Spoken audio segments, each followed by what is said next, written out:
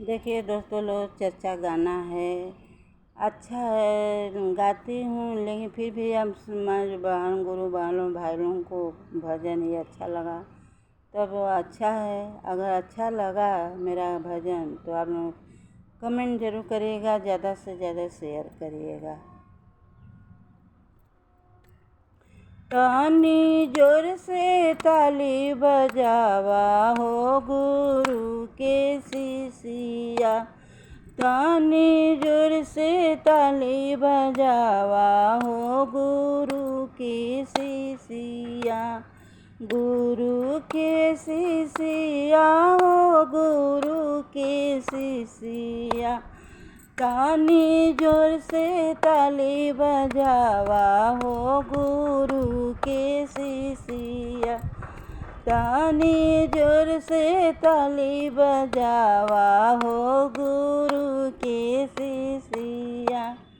फूल लोढ़े गईनी हो बागब गईचा, फूल लोढ़े गई नी हो बागब गईचा, फूलवा होखे लगे चर्चा सुनाए लागल कान में, होखे लग चर्चा सुनाए लागल कान में।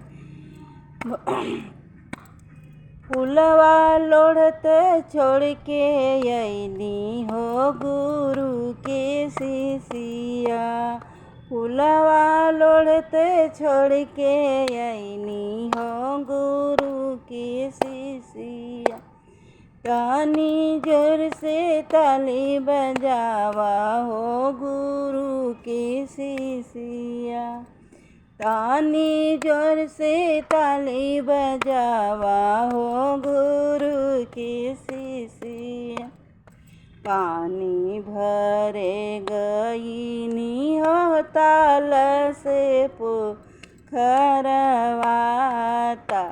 पानी भरे गई हो ताल से पोखरवा, ताल से पोखरवा हो ताल से पोखरवा, अरे होखे लागल चर्चा सुनाए लागल कान में, होखे लागल चर्चा सुनाए लागल कान में।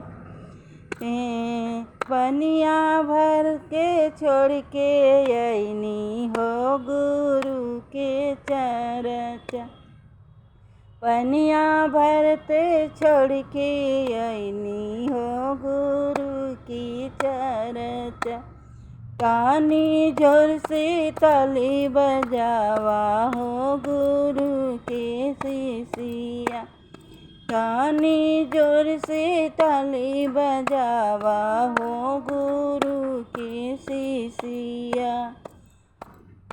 पूड़ी बेले गईनी हो राम रसोइया, रोटी बेले गई यो राम रसोइया, बेलन छोड़ के अइनी हो गुरु के चर्चा, बेलन छोड़ के अइनी हो गुरु के चर्चा, पूड़ी बेले गईनी हो राम रसोइया, रोटी बेले गईनी हो राम रसोइया, होखे लागल चर्चा सुनाए लागल कान में, तानी जोर से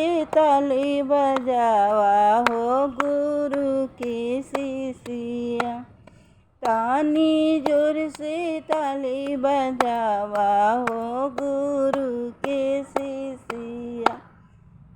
ऐसा हमारा भजन है। गुरु वालों भाई लोग अगर अच्छा लगा तो कमेंट जरूर करिएगा, सब्सक्राइब नहीं है तो सब्सक्राइब करिएगा। धन्यवाद।